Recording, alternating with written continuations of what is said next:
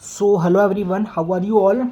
So this is the continuation video of deterministic finite automata DFA, and this is the third example of the deterministic finite automata. Already I have told you two example in detail. You can check it out in the description, and the full series of this theory of computation in the playlist, you can say, you can check that also in my description.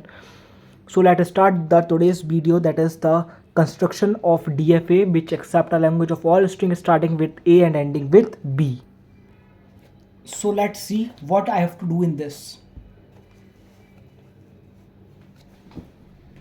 As you can see in the question I have copied here, you have to construct a DFA which accept a language of all string.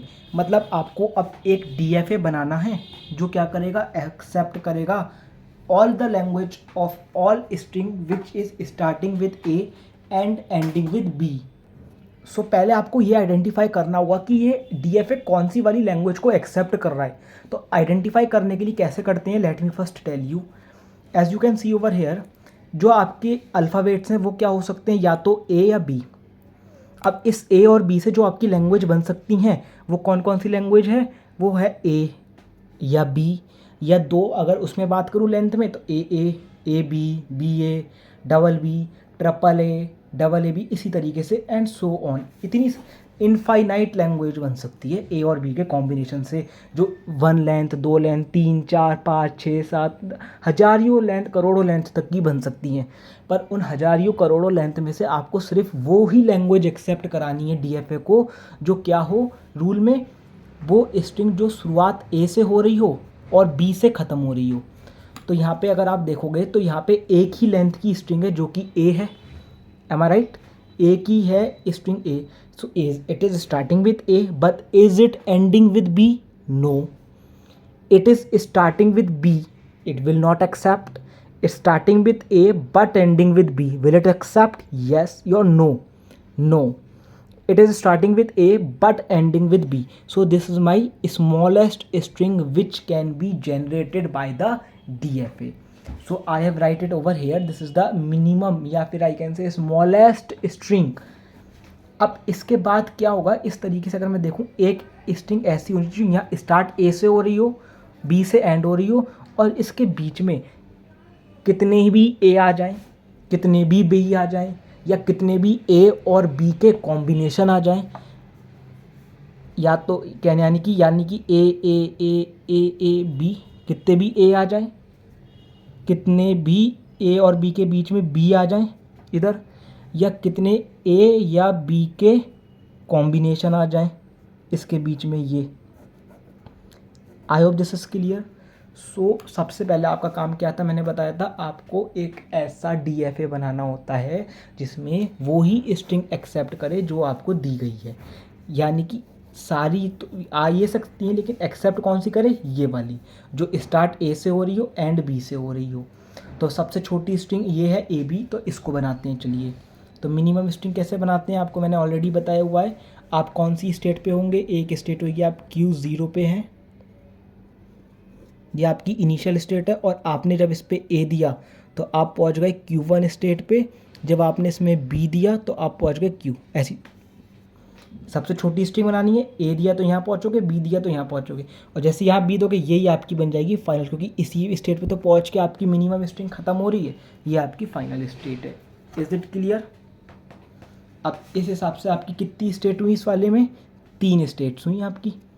एक हुई Q1, एक Q2, एक Q3. अब इस Q1, Q2 और Q3 को set करना है इस तरीके से, इसमें चाहे कितने ए बी को सेट करना है. अब वो कैसे सेट करेंगे, लेट्स सी दिस. अगर आप Q1 पे हैं, यानी कि आप इनिशियल स्टेट पर हैं, तो आपका कंपलसरी है कि जो पहला लेटर हो वो क्या हो, ए. स्ट्रिंग शुड स्टार्ट विद ए, यहाँ पे मेंशन है.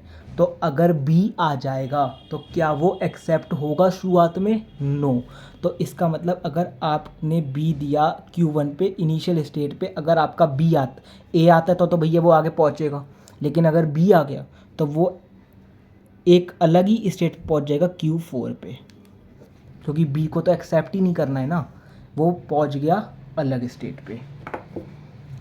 तो इसका अगर ए आता है शुरुआत में तो बढ़िया है, Q1 पे पहुंच गया। लेकिन अगर बी आ गया तो वो तो स्टार्ट Q1 पे या तो ए आ सकता है शुरुआत में या बी आ सकता है। अगर शुरू में ए आ गया तो सही आगे बढ़ना चाहिए उसे, और अगर बी आ गया तो स्ट्रिंग को एक्सेप्ट ही नहीं करना है, क्योंकि क्या ये स्ट्रिंग एक्सेप्ट होएगी? स्टार्टिंग विद ए है ये, no, it will not be accepted. So वो पहुंच गया एक अलग ही स्टेट पे, और इस पे पहुंच के चाहे कितने ए और बी आए वो एक्सेप्ट नहीं करेगा। अब आगे बढ़ते हैं। अब ए, हम यहाँ ए आया तो पहुंच गए Q1 पे। अब Q1 पे जैसे ही हम पहुंच गए, अब इसका हमें ये सेट करना है ए और बी। अब इधर अगर मैं बात करूं, बी आया तो ये यहाँ पहुंच रहा है, और ए आया तो कहाँ पहुंचेगा? तो यहाँ आप देखिए, अगर ये ए आया तो यहाँ पहुंच रहा है, बी आया तो यहाँ पहुँचे। अब ए और बी के बीच में कितने भी ए आ सकते हैं, तो कितने भी ए आ सकते हैं तो मतलब उसको मैं कैसे लिखता हूँ? ऐसे। Is this clear? अब आगे बात करते हैं। अब यहाँ बी है, लास्ट में बी आएगा तो विल इट एक्सेप्ट? नो। सो यहाँ पे जो इसका ए और बी है, अब हमें सेट करना है। तो ए और बी में से अगर ये फाइनल स्टेट है और लास्ट वाली स्टेट में अगर बी आता है, तो इसका मतलब वो लास्ट में बी आ रहा है तो वो एक्सेप्ट होना चाहिए। यस, यहाँ पे बी आ गया तो ये इसका बी ऐसे इस तरीके से एक्सेप्ट हो जाएगा। और अगर ए आएगा लास्ट में तो क्या वो एक्सेप्ट होगा? नहीं। ए कहाँ आ सकता है? ए और बी के बीच में, यानी कि ए आ सकता है आपका इस जगह। सो इसका ए भी सेट हो गया। सो ये इसका DFA है। So I hope this is clear and this is your DFA।